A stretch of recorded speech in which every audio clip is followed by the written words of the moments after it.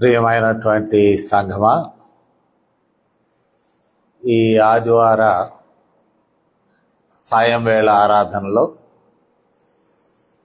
మరి మనమందరము దేవుని సన్నిధిలో కూడుకొనుట,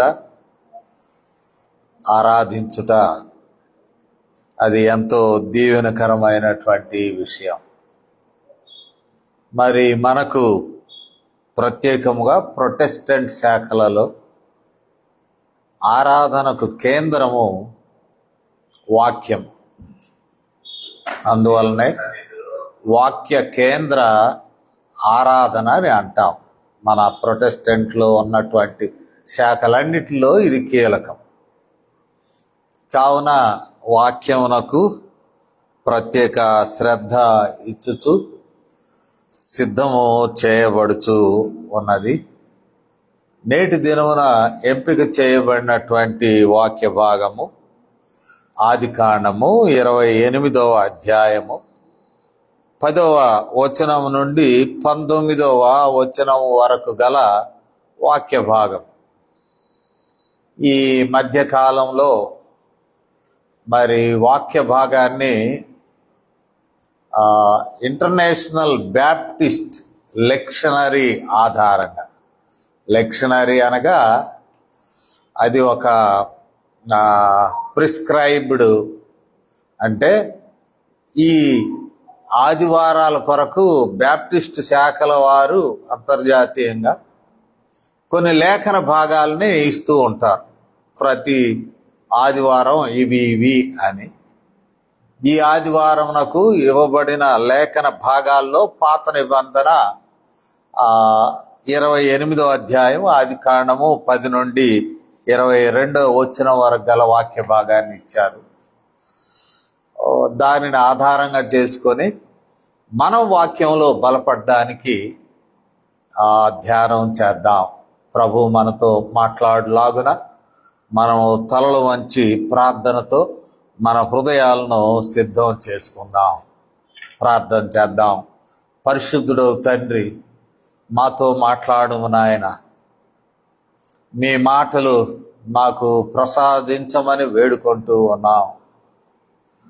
అది వాక్యములో పరిశుద్ధాత్మ ద్వారా ఏర్పాటు చేయబడిన వాక్యములో నుండి నాయన మీ స్వరముతో ఆ భాగములను మాకు వినిపింప చేయండి. మేము కూడా అర్థం చేసుకొని మా జీవితాలకు దాన్ని అన్వయం చేసుకొని, అంతేకాదు మీరు మా జీవితంలోకి ఇచ్చుతున్న హెచ్చరికలేమి, ప్రోత్సాహమేమి, దిద్దుబాటునేమి మేము స్వీకరించి ఆత్మికముగా బలపడు భాగ్యం మాకిమ్మని ఈ సమయమును మీ ఆధీనంలో ఉంచుకొనమని క్రీస్తు వారి శ్రేష్టమైన నామములో ఈ విన్నపాలను వేడుకొనుచున్నాము తండ్రి. ఆమేన్. ప్రియమైనటువంటి వారలారా, చదవబడిన వాక్య భాగము బ్యాక్గ్రౌండ్ మనకు తెలిసే ఉన్నది. యాకోబు చేపట్టినటువంటి ప్రయాణము, ఎందుకు ఈ ప్రయాణము చేపట్టాడు, ఎక్కడికి వెళుతున్నాడు, ఎందుకు వెళుతున్నాడు, ఈ విషయాలు క్లుప్తముగా ధ్యానం చేద్దాం. మనం గమనించినట్లయితే ఇస్సాకు బిడ్డల వివాహమై కలతపడుతూ ఉన్నాడు. ఎందుకంటే బిడ్డలు ఏ రీతిగా కుటుంబాలు కట్టుకోవాలో ఇస్సాకు ఆలోచిస్తూ ఉన్నాడు. మరి పెద్దవాడైనటువంటి ఏశావు, మనం 26వ అధ్యాయము ఆదికాండంలోనే 34వ వచనం చూస్తే, ఏశావు 40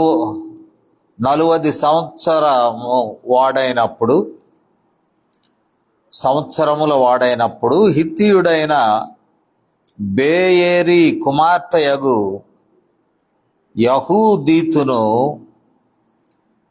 హిత్తీయుడైన ఏలోను కుమార్తెయగు బాశమతును పెళ్లి చేసుకొనెను. వీరు రిబ్కాకును ఇస్సాకునకును మనోవేదన కలుగ చేసిరి. అంటే ఏశావు పెద్దవాని యొక్క వివాహము ఇస్సాకు రిబ్కాలకు మనోదుఖం అయిపోయినది. ఎందుకంటే దేవుని కుటుంబంలో ఈ వివాహం జరగలేదు, అన్యుల వైపు వెళ్ళాడు ఏశావు అని ఒక బాధ వారిలో కనబడుతూ ఉన్నది. అందు నిమిత్తము మరి హెచ్చరిక చేశారు. యాకోబుకు హెచ్చరిక చేయడం మనం చూస్తూ ఉన్నాం. నువ్వు వెళ్ళాలయా, నువ్వు ఇట్లా చేసుకోకూడదు అనేటువంటి మాట మనం చూస్తాం. ఈ మనం చదివినటువంటి వాక్య భాగాన్ని మనము గమనించినప్పుడు మరలా బంధువుల దగ్గరకు వెళ్ళమని డైరెక్షన్ ఇవ్వడం మనం చూస్తాం. 27:43 చూద్దాం. 27వ అధ్యాయము 43వ వచనం.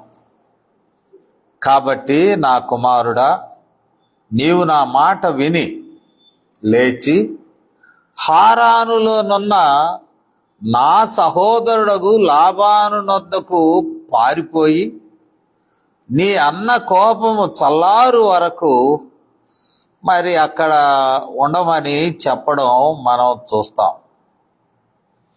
దీనిని మనము అర్థం చేసుకుంటే మరి తల్లి సలహా ఇచ్చినది, నువ్వు వెళ్ళాలయా, నువ్వు ఈ రీతిగా వెళ్ళి మరి ఆ స్థలంలో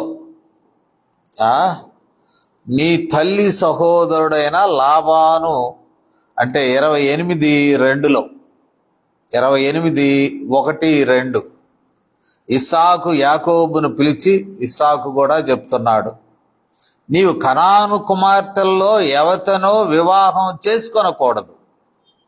నీవు లేచి పద్దనరాములోనున్న నీ తల్లికి తండ్రి అయిన బెతూయేలు ఇంటికి వెళ్ళి అక్కడ నీ తల్లి సహోదరుడగు లాబాను కుమార్తెలలో ఒకదానిని వివాహము చేసుకొనుమని అతనికి ఆజ్ఞ ఇచ్చెను. 2 తల్లి 27:43 అయ్యా అక్కడికే వెళ్ళు, మా సహోదరుడి దగ్గరికి వెళ్ళు అంటూ. ఎందుకంటే మీ అన్న ఏశావుకి కోపం కొంచెం ఉంది, అది కంట్రోల్ అయ్యేంత వరకు అక్కడికి వెళ్ళు అని చెప్పడం చూస్తాం. ఇక్కడ మనం చూసినట్లయితే 28:1-2 తండ్రి అయిన ఇస్సాకు కూడా చెప్తూ ఉన్నాడు, ఇక్కడ ఉంటే కనాను స్త్రీలను నీవు వివాహం చేసుకోవడానికి వీల్లేదు, కనాన్లోనే ఉన్నారు. కనానీయులు విగ్రహారాధనకి మొనగాడు, వాళ్ళ సంస్కృతి. కాబట్టి ఈ స్థానికమైనటువంటి ఆడపిల్లలు వాళ్ళు విగ్రహారాధికులు, ఇది ఇబ్బంది, కాబట్టి ఇక్కడ వివాహం చేసుకోవద్దు అని తండ్రి కూడా ఆజ్ఞాపించడం మనం చూస్తాం. 2 తండ్రి తల్లి వారు ఒకటిగా మాట్లాడారు. తల్లి ఏమో నీ సోదరుడి కోపం తగ్గేదాకా వెళ్ళి అక్కడ ఉండమంటాడు, తండ్రి ఏమో వివాహం కొరకు నువ్వు వెళ్ళు అని అంట. ఇద్దరు కలిసి పంపుతారు. పంపినప్పుడు ఇక్కడ ప్రయాణం మనం చూసినట్లయితే బయర్షబా నుండి బయలుదేరారు. బయర్షబాలోనే మరి ఇస్సాకు స్థావరం ఏర్పాటు చేసుకున్నాడు. 22వ అధ్యాయము 19వ వచనం చూసినట్లయితే 19వ వచనంలో, తరువాత అబ్రహాము తన పనివారి యొద్దకు తిరిగి రాగా వారు లేచి అందరూ కలిసి బయర్షబాకు వెళ్ళిరి. అబ్రహాము బయర్షబాలో నివసించెను. అంటే అది బేస్, పేట్రియార్క్స్ పితరులకు అది బేస్ అయినట్లు మనం చూస్తాం. ఇక్కడ 26వ అధ్యాయంలో కూడా 23వ వచనం అక్కడ నుండి అతడు బెయేర్షెబాకు వెళ్ళెను. బెయేర్షెబా కనాను దేశంలో వారికి బేస్. ఇస్సాకు తండ్రికి కానీ వారికి కానీ. కాబట్టి బెయేర్షెబా నుండి బయలుదేరాడు. మరి బయలుదేరి హారానుకు వెళ్ళమంటున్నారు. బెతుయేలు కుటుంబం లేక లాబాను కుటుంబం. ఆమె చెప్తూ ఉంది, నా సోదరుడు ఉన్నాడు, హారాన్లోకి వెళ్ళండి అనేటువంటి మాట. సరే, హారానుకు బయలుదేరాడు. బయలుదేరినప్పుడు మనము గమనించినట్లయితే మానసిక స్థితి ప్రత్యేకంగా ఉన్నది యాకోబుకు. యాకోబు మానసిక స్థితి ప్రత్యేకంగా ఉన్నది. ఎందుకంటే గతం బాగలేదు. సోదరుడి జ్యేష్ఠత్వాన్ని కొట్టేశాడు, ఆయన అమ్మేశాడు. రెండిట్లో ఏదొకటి. మరి ప్రస్తుతం కుటుంబ స్థావరం నుండి బయలుదేరి వెళుతూ ఉన్నాడు. భవిష్యత్తు ఏమి జరుగుతుందో తెలియకుండా, ఈవెన్ ట్రావెలర్స్ ఆ దినాల్లో క్రొత్త వాళ్ళు తమ భూభాగం నుండి వెళ్ళేటప్పుడు కొట్టి చంపడం కూడా ఉండేది. ఎవడో కొత్తవాడు వచ్చాడు అని, వాడెవడో ఏంటో మన ఊరిలో నుంచి వెళుతున్నాడు అనేటువంటిది ఒక భద్రత లేని ప్రయాణంగా మనకు కనబడుతూ ఉన్నది. భద్రత లేని ప్రయాణం, భద్రత లేని ప్రయాణము అది. కాబట్టి ప్రస్తుత పరిస్థితి అగమ్యం. భవిష్యత్తు ఏం జరగబోతుందో, వెళ్తున్నాం పెళ్లి చేసుకోమని తండ్రి చెప్పాడు, మరి తల్లి చెప్పిందేమో ఆశ్రయం పొందమని చెప్పినది. అక్కడికి వెళ్తే ఇంకేమవుతుందో. వాస్తవంగా అయింది. పెళ్లి చేసుకొని రావాల్సినటువంటి ఒక వాగ్దానానికి వారసుడైన వాడు యాకోబుకి బానిసై సేవలు చేస్తాడు. పాపం అన్వాంటెడ్ విషయాలు ఎదురైపోయినాయి. ఎక్స్పెక్ట్ చేయలేదు పాపం. ఒక ప్రత్యేకమైనటువంటి వ్యక్తి చివరకు బానిసగా మారిపోయాడు కొన్ని సంవత్సరాలు. సరే, అది వేరే సంగతి. కాబట్టి గతం గందరగోళం, ప్రస్తుతం భయంకరం. అంటే ఏమవుతుందో ఏంటో అన్సర్టనిటీ. భవిష్యత్తు తన చేతిలో లేదు, కానీ ఎలాంటి భవిష్యత్తు, ఒక భవిష్యత్తు కొరకు నేను వెళ్తున్నాను, ఆడేమవుతుందో. కాబట్టి గందరగోళమైన పరిస్థితి యాకోబుకు ఉన్నది. ఈ గందరగోళమైన పరిస్థితిలో యాకోబు ప్రయాణమై వెళుతూ ఒక స్థలానికి వచ్చాడు. ఆ స్థలాని పేరు కూడా మరి లూజ్ అనేటువంటి స్థలము అని తర్వాత వాక్య భాగంలో మనకు కనబడుతూ ఉన్నది. ఆ స్థలానికి వచ్చినప్పుడు పొద్దుగూకినది.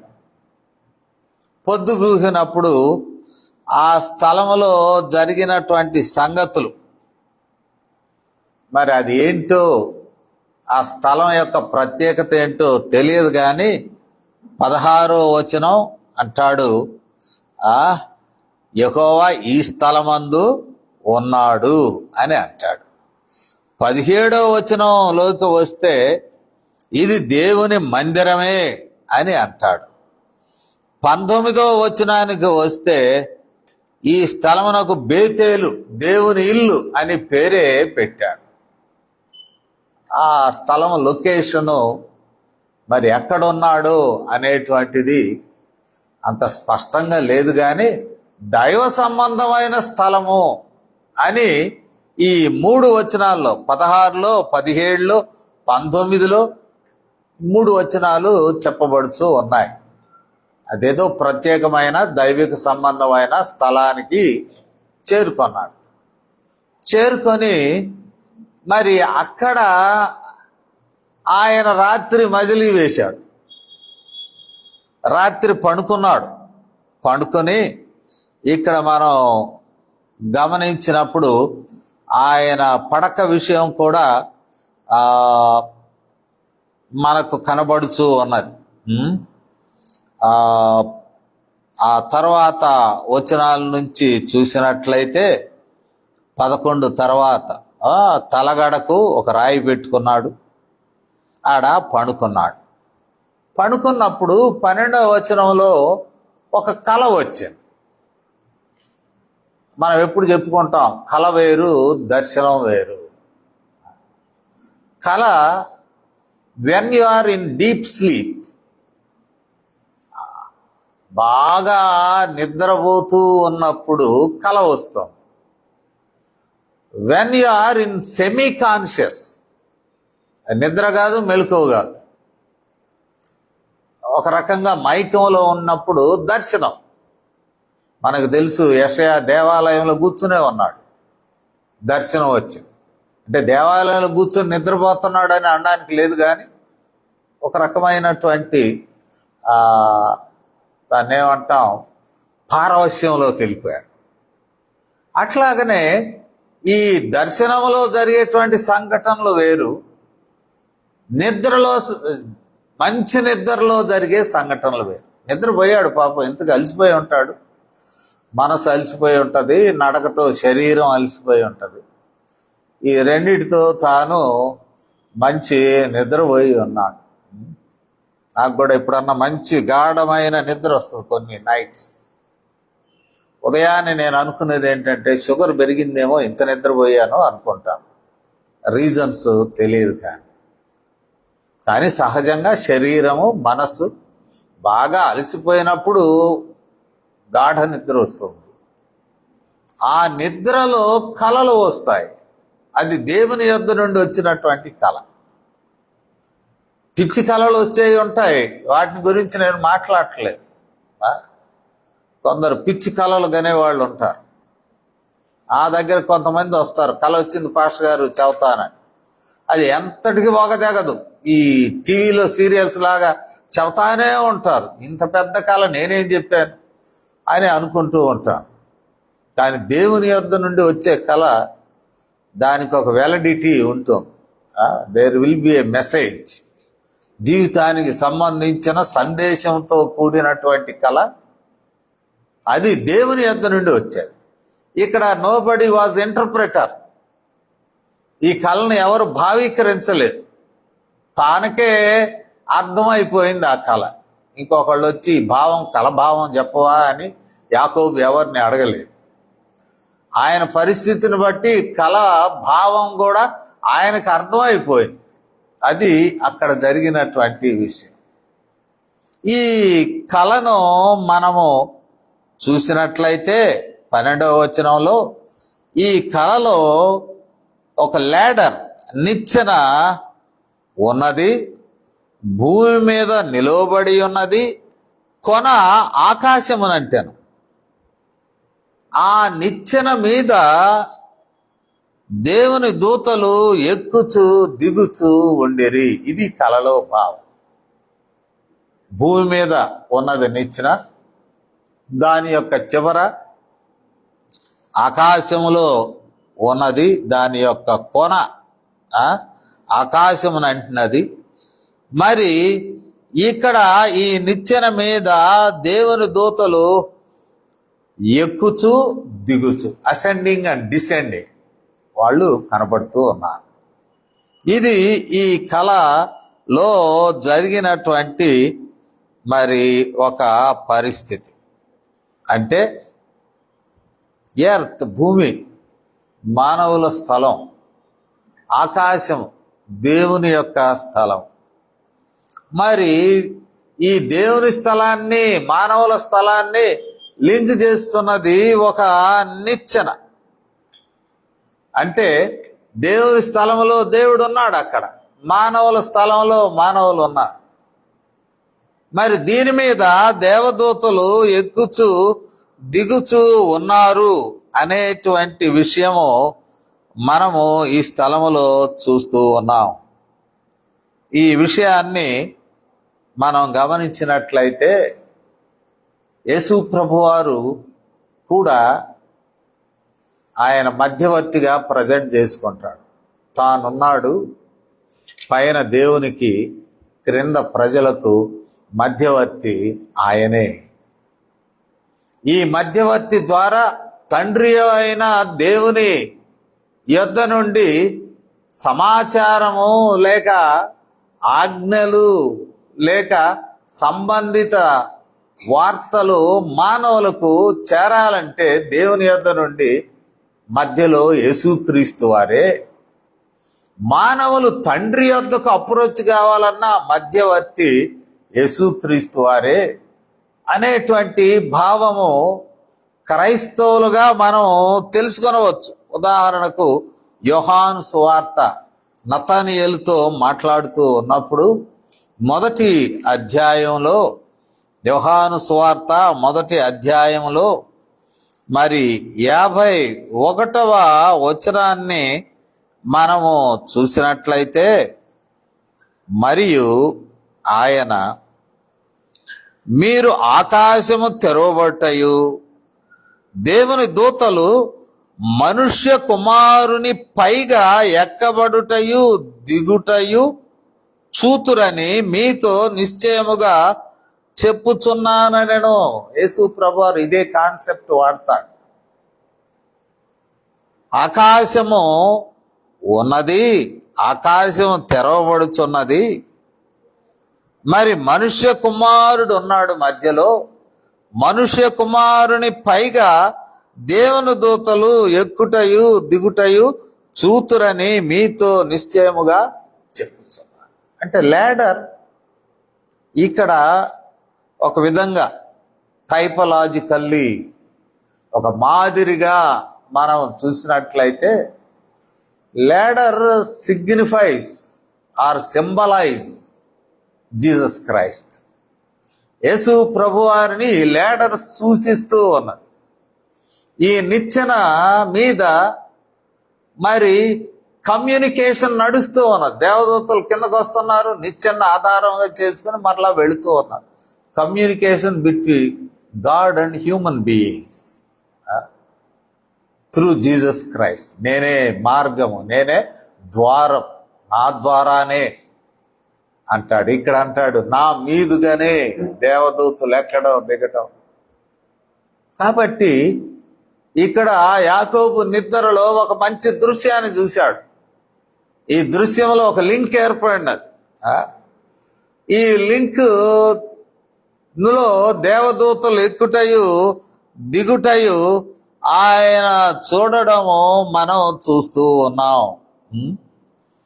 ఈ దృశ్యము కనబడిన పిమ్మట ఆ దృశ్యములో యెహోవా దేవుడు మాట్లాడుతూ ఉన్నాడు. At the top of ladder దిగువనున్నటువంటి మానవుడైన యాకోబుతో మాట్లాడుతూ ఉన్నాడు. ఏమని మాట్లాడుతున్నాడు? First he identified himself. Connect అయింది ఆకాశంలో నాతో. నేనెవరినో కాదు, మీ పితరుడైన అబ్రహాముకు దేవుడను, నీ తండ్రి అయిన ఇస్సాకుకు దేవుడను నేను యెహోవాను. అంటే మీ తాతగారికి దేవుడనే, మీ నాన్నగారికి దేవుడు. ఆ పితరుల కాలంలో మరి దేవుళ్ళు వెరీ మచ్ పర్సనలైజ్. మా దేవుడు, మా వర్గానికి దేవుడు, మా వర్గానికి దేవుడు అయితే మీ వర్గం మాకు వేరే దేవుడు ఉన్నాడు. ఇట్లా they use to own a different god or goddess. ఒక్కొక్క జనం మా దేవత ఈమె, మా పులిమేరల్లో ఆమె ఉంటుంది, మా స్థితిగతులన్నీ ఆమె చూస్తుంది, మా కులదేవత అండి ఈయన, మా కులదేవత అంటే మా క్యాస్ట్ గ్రూప్లో ఉన్నవారికి ఆయన దేవుడు. అట్లాగనే యెహోవా దేవుడు కూడా ఇన్ ద సేమ్ కాంటెక్స్ట్ అంటాడు, మీ పితరుడైన అబ్రహాముకు నేను దేవుడను, ఇస్సాకు కూడా నేను దేవుడను. అంటే నీకు కూడా సంబంధించినటువంటి వాడు. I'm very much related to you. ఇది చాలా దీవెనకరమైనటువంటి విషయం కదా. మనలో కొందరు వారసత్వముగా యేసు ప్రభు వారికి చెందిన వారముగా ఉంటూ ఉన్నాం. వారసత్వం కదా, పూర్వీకులు, ఆ పూర్వీకులు. మా తండ్రి గారు అట్లుంటే వాళ్ళ నాన్నగారిది ఆయన బ్రిటిష్ ఇండియాలో ఆయన పనిచేశాడు ఆర్మీలో. అంటే 47కు పూర్వం. ఆయన సర్వీస్ బుక్ దొరికితే నేను చూశాను. ఏమున్నది అంటే ఇండియన్ క్రిస్టియన్ అని ఉన్నది. సో ఆయన జీవితం క్రైస్తవ జీవితం ఏం కనపడలా నాకు. నేను చిన్నప్పుడు ఉండగా చనిపోయాడు. నేను 8th క్లాస్లో ఉండగా చనిపోయాడు. ఆయన సారాయి తాగేవాడు, తిట్టుపోతూ, మరి నేరం చేసి జైల్లో ఉండొచ్చాడు. బహుభార్యాత్వం ఉన్నది, చాలా ఉన్నాయి. కానీ on certificate it says that is an Indian Christian. కాబట్టి వి క్లెయిమ్ దట్ మా పూర్వీకుల దేవుడు ఆయన. Who is Jesus, who is Christ. మా పితరుల దేవుడయ్యా నువ్వు, మాకే కాదు మా పితరుల దేవుడు. We try to own the religion as well god. మా పితరుల దేవుడు కాబట్టి I have no option to come out from it. దీనిలో నుంచి బయటపడే ఆప్షన్ లేదు. మా పితరుల దేవుడు. అందులో భారతదేశంలో మరి పితరులైనటువంటి వారు ప్రత్యేక పరిస్థితుల్లో యేసు ప్రభు వారి ప్రేమలోకి వచ్చారు. There may be various reasons, but they owned Jesus Christ. వారు ఆ కుటుంబాలు వచ్చినప్పుడు కూడా ద ఐడెంటిటీ మా పితరుల దేవుడు, నేను, మా తండ్రి గారు, మా తాతగారు, ముత్తాతగారు, మేము చెందిన వారం. ఇక్కడ దేవుడు ఐడెంటిఫై చేసుకుంటున్నాడు. ఎక్కువాయ్ మీ తాత అబ్రహాం, ఆయనకి దేవుడినయ్యా. మీ నాయన ఇస్సాకు, ఆయనకి దేవుడినయ్యా. నేను కనపడుతున్నాను ఆకాశంలో, నేను నీకు దర్శనంలో కలలో కనబడుతూ ఉన్నాను అని he gave his identity so that he may pay attention. ఓ మా దేవుడవా, మా కుటుంబ దేవుడవా. యాకోబు అటెన్షన్ పే చేయడానికి వీలుగా చెప్పి అప్పుడు మాట్లాడడం మనం చూస్తాం. మాట్లాడడంలో ఇక్కడ ప్రత్యేకంగా చెప్పినది ఏమిటి అంటే, ఈ స్థలము మీకు ఇవ్వబోతూ ఉన్నాను, నువ్వెక్కడ పడుకున్నావో. అది ఇక్కడ ఉన్నటువంటి 12వ వచనంలో, మరి మనం 13వ వచనంలో ఉన్నటువంటి విషయం. నీవు పండుకొని ఉన్న ఈ భూమిని నీకును నీ సంతానమునకును నేను ఇస్తాను. సో వాగ్దానంలో నెంబర్ 1 మనకు కనబడుతూ ఉన్నది. నీకును మీ సంతానమునకును నేను ఇవ్వబోచు ఉన్నాను, ఇచ్చుచూ ఉన్నాను. ఈ వాగ్దానము భూమికి చెందినటువంటి వాగ్దానం. అబ్రహాము కూడా ఈ భూమికి చెందిన వాగ్దానం ఇచ్చాడు కదా. ఆదికాండం 13:15లో మనం చూసినట్లయితే 13వ అధ్యాయము 15వ వచనం అంటాడు, ఎందుకనగా నీవు చూచుచున్న ఈ దేశం అంతటిని నీకును నీ సంతానమునకును సదాకాలము ఇచ్చది. అబ్రహాం ప్రామిసెస్ మరలా రిపీటెడ్ అగైన్. యాకోబు తాతగారికి ఇచ్చిన వాగ్దానములు యెహోవా దేవుడు మనవ సంతానమైన యాకోబుకు మరలా రెన్యూ చేస్తున్నాడు. ఈ స్టార్టెడ్ రెన్యూయింగ్. మరి అదే రీతిగా మనం చూసినట్లయితే ఈ వాగ్దానాల్లో ఉన్నటువంటిది మనం 15వ వచనం వరకు మనం వచ్చినట్లయితే ఇక్కడ కొన్ని వాగ్దానాలు ఇవ్వడం చూస్తాం. 14, 15 మనం చూసినట్లయితే మరి నీ యొక్క వారసులు గురించినటువంటి ప్రస్తావనలు 14వ వచనములో వ్యాపించదు. వంశములన్నీ నీ మూలమున, నీ సంతానం మూలమున ఆశీర్వదింపబడు. నీవు స్ప్రెడ్ అంటే తాతగారి వాగ్దానములు నీకు ఉన్నాయి. Land is promised. సీడ్ వంశము వాగ్దానం ఉన్నది నీ ద్వారానే. అంటే యాకోబు నుండి 12 గోత్రాలు వచ్చినాయి, మనకు తెలుసు. 12 గోత్రకర్త. తాతగారి యొక్క వాగ్దానం నీలో నెరవేరబోతూ ఉన్నవి. I am going to renew the same promises to you.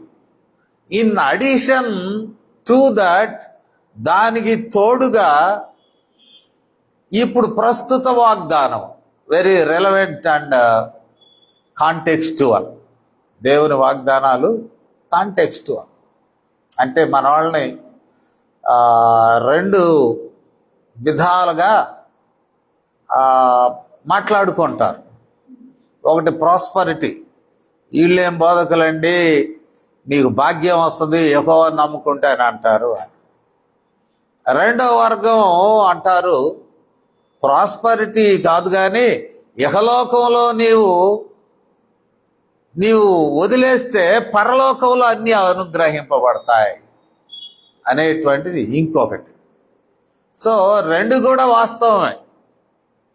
ఇహలోకంలో సఫర్ అయితే పరలోకంలో అనుగ్రహింపబడతాయి. కానీ ఇహలోకంలో కూడా అనుగ్రహిస్తాడు దేవుడు. బాబు, ఇహలోకంలో కూడా అనుగ్రహిస్తాడు దేవుడు. మనము గమనించినప్పుడు ఇక్కడ ఇహలోకంలో more contextual in the situation, in the given situation.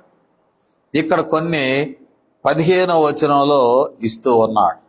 In the given situation ఏంటి అంటే మనం చూస్తున్నాం, ఇదిగో నేను నీకు తోడయ్యుండి, తోడుగా ఉంటా.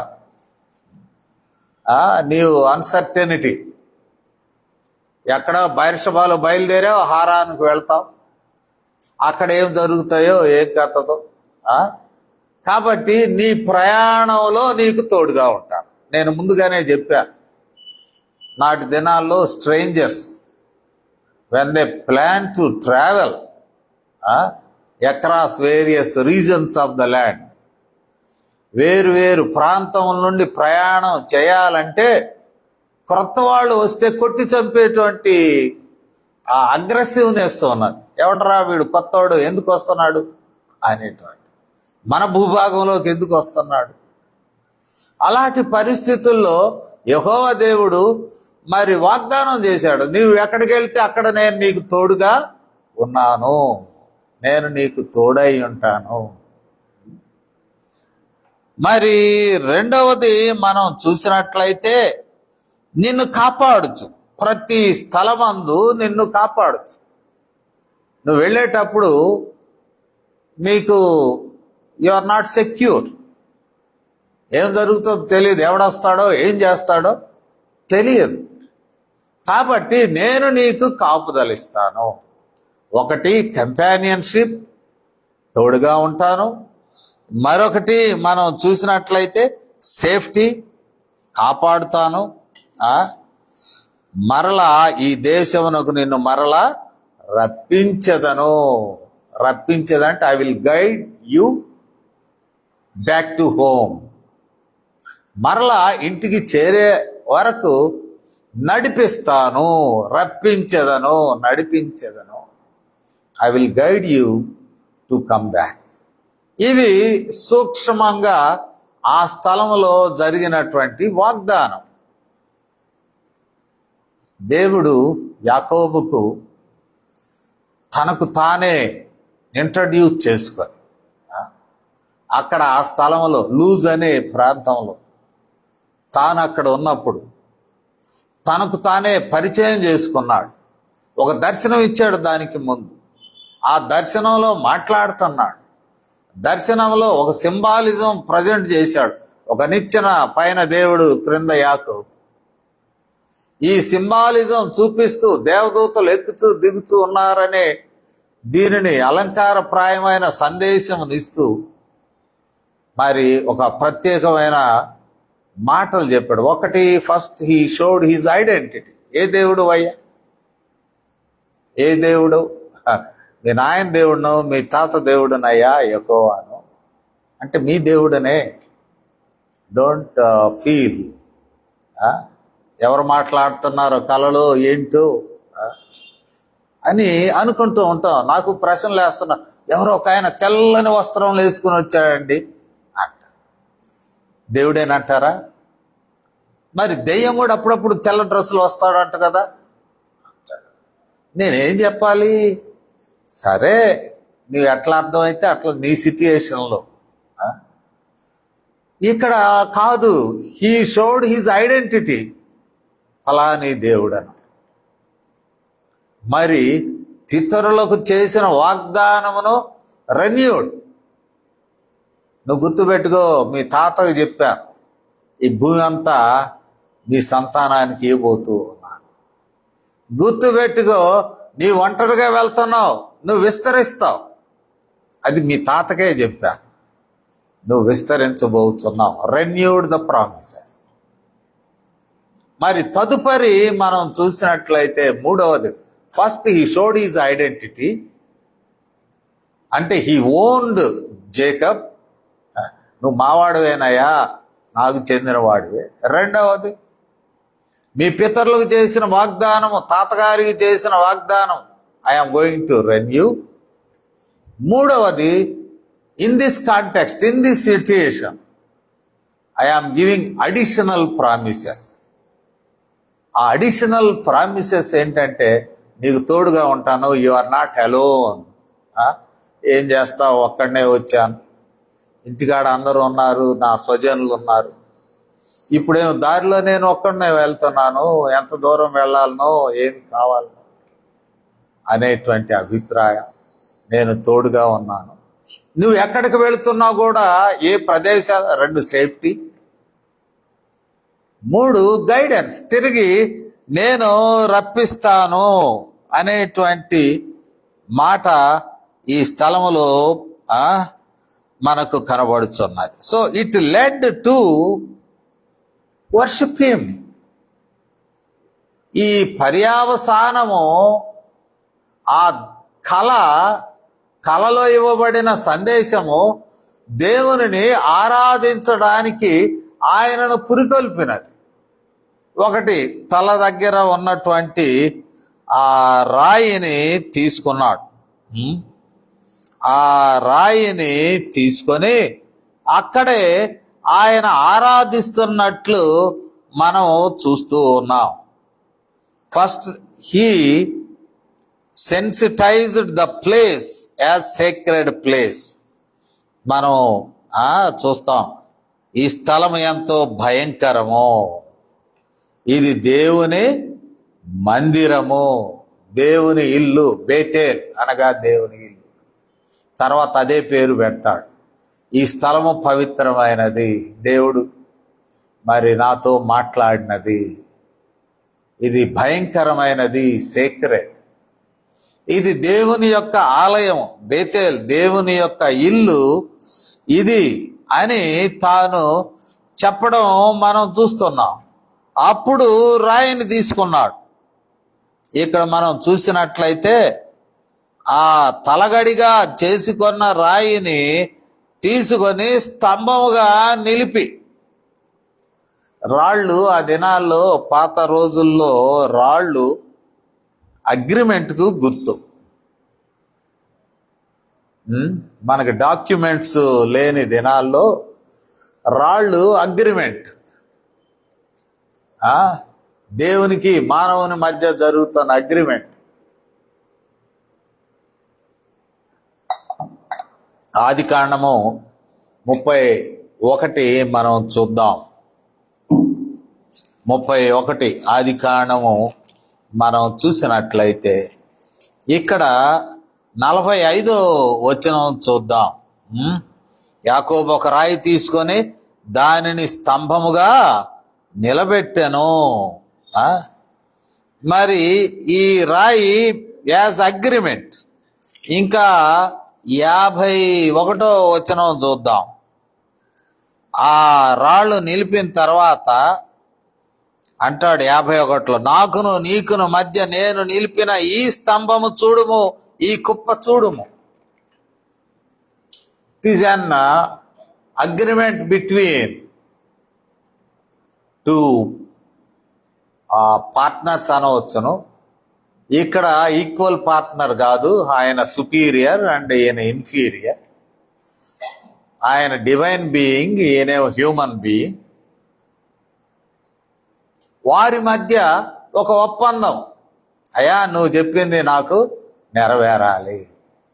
దాని మీద నూనె పూశాడు. ఇక్కడ మనం చూసినట్లయితే ఆయిల్ అనేటువంటిది మరి కాన్సక్రేషన్. బైబిల్ అంతట్లో కూడా నూనె పవిత్రపరచడానికి వాడతాం. అంటే రెఫరెన్స్లు మనకు సమయం పరిగెడుతూ ఉన్నది.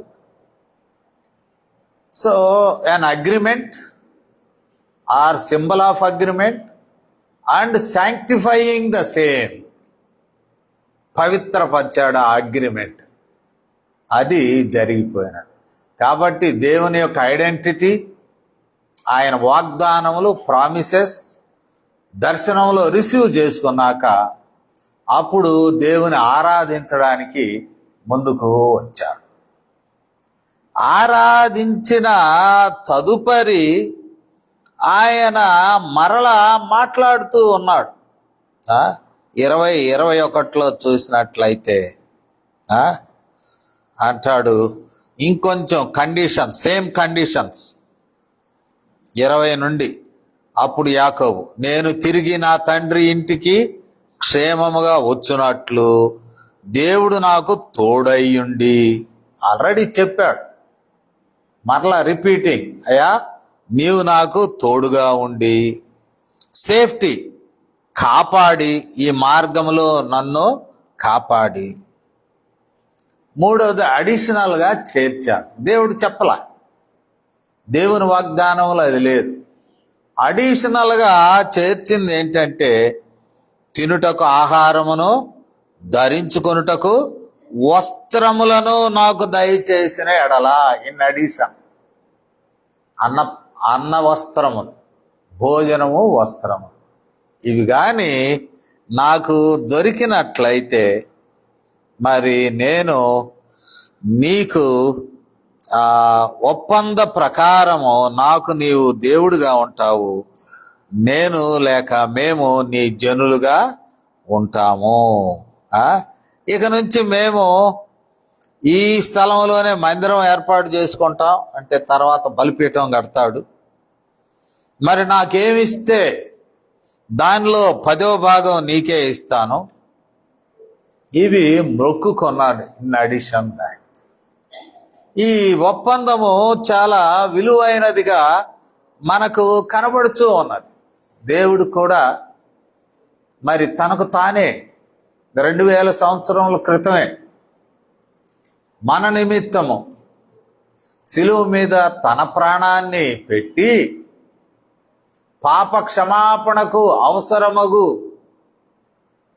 ఆ కార్యమును శిలువ మీద తాను జరిగించి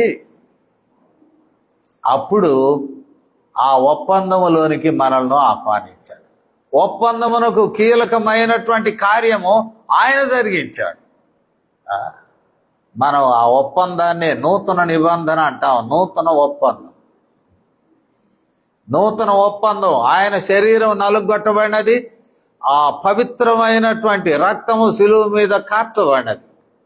ఈ రెండింటిని సింబల్స్గా తీసుకుని యేసు ప్రభువారు అంటాడు, చేయబడిన క్రొత్త నిబంధన. It is not conditional. అబ్బాయి మీరు మర్యాదగా ఉంటేనే మీకు దేవుడు కాదు. I am proposing myself as your God, forgiver. నీకు క్షమాపణ ఇచ్చేవానిగా నేను ముందుకు వస్తున్నాను. నీ క్షమాపణకు సరిపడినటువంటి రక్తము ప్రాయశ్చిత్తముగా నా శరీరము దెబ్బలు తిన్నా. సో ఐఆమ్ కమింగ్ ఫార్వర్డ్, నేనే ముందుగా వచ్చుచున్నాను, ఈ ఒప్పందము చేయుచు అన్నా. ఇక మనుషులకున్న ఆప్షన్ ఏంటి? Only to become or make partnership in the agreement. Already agreement was sign, agreement అయిపోయింది. అగ్రిమెంట్లో నీ పేరు రాసుకోవడమే మిగిలి ఉన్నది. ఆ అగ్రిమెంట్లో షరతులు లేకుండానే వ్రాసి పెట్టాడు, క్షమాపణ వ్రాసి పెట్టాడు, రక్షణను వ్రాసి పెట్టాడు.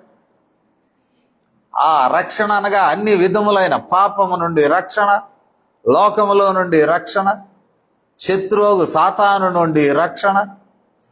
రక్షణ కూడా ఆ నిబంధనలో అగ్రిమెంట్లో రాసి పెట్టాడు.